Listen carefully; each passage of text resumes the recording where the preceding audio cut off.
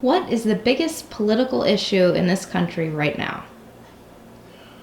I think in the end, the biggest political issue is whether or not we're going to continue the presidency of Donald Trump, because that is a part of so many other issues. On the one side, how will our democracy survive and prosper? And his lack of respect for basic democratic norms, for civil rights, for voting rights, this is a fundamental problem. But if there is another giant political issue for this country, it is the radical inequality that's arisen, and that has a lot of subsets. It has to do with racial inequality. It has to do with the inequality between regions of the country, some of which actually helped elect Trump.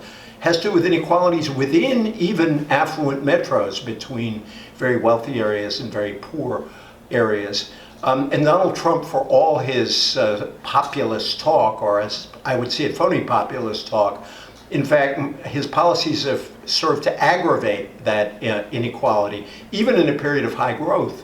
The places that have grown the most were the places that were already better off, and the places that grew less were the places he promised would grow more.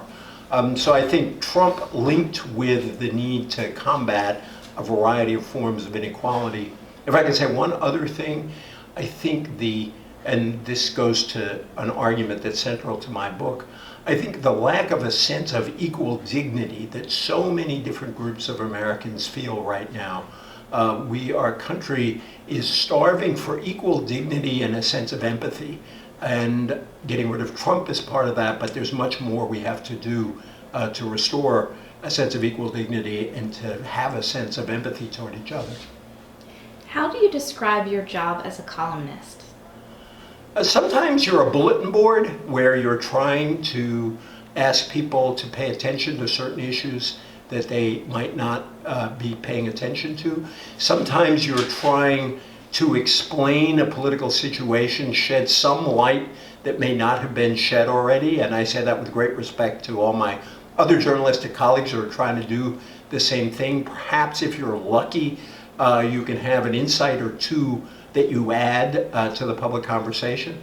Sometimes it's about making a passionate case for something you deeply care about.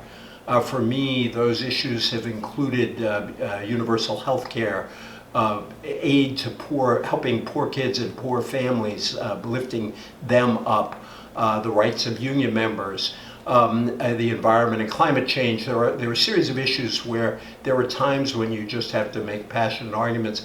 And last, every once in a while, there are just moments when you have to get mad, when something really terrible is happening that you just feel an obligation to raise your voice a little bit more than you usually would, and to say this is wrong and it has to stop.